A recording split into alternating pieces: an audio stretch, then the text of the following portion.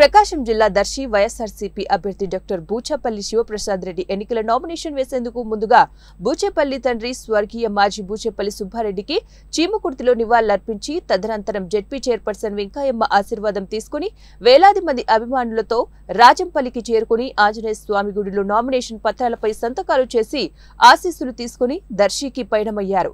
దర్శికి వచ్చిన వెంటనే భారీ గజమాలతో డాక్టర్ బూచేపల్లి శివప్రసాద్ రెడ్డికి ఒంగోలు పార్లమెంట్ అభ్యర్థి చెవిరెడ్డి భాస్కర్ రెడ్డి ఘన స్వాగతం పలికారు. అక్కడి నుంచి 50,000 మందికి పైగా కార్యకర్తలు, నాయకులు, అభిమానులు, మహిళలతో కలిసి భారీ ర్యాలీతో ఎంఆర్ఓ కార్యాలయం వద్దకు చేరుకుని నామినేషన్ పత్రాలను అందజేశారు.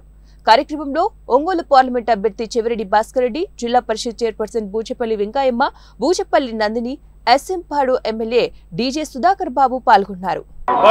బలహీన వర్గాల ఆశాజ్యోతి మన ముఖ్యమంత్రి వైఎస్ జగన్మోహన్ గారి ఆశీస్సులతో నాకు రాజకీయ వివక్ష పెట్టిన దివంగత నేత వైఎస్ రాజశేఖర గారి దీవెనతో, మా నాన్నగారు బూచేపల్లి సుబ్బారెడ్డి గారి దీవెనతో, దర్శి ప్రజల ఆశీస్సులతో ఈరోజు దర్శిలో నామినేషన్ జరిగింది.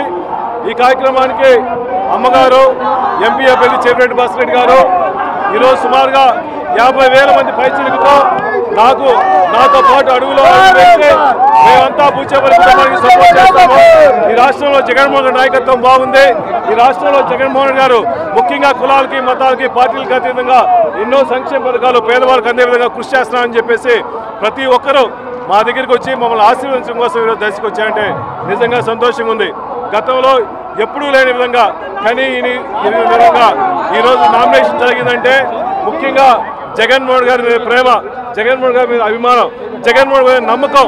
ఈ రాష్ట్రంలో పేద ప్రజల కోసం అన్ని పథకాలను నేరుగా దళారీ వ్యవస్థ లేకుండా నేరుగా అకౌంట్లో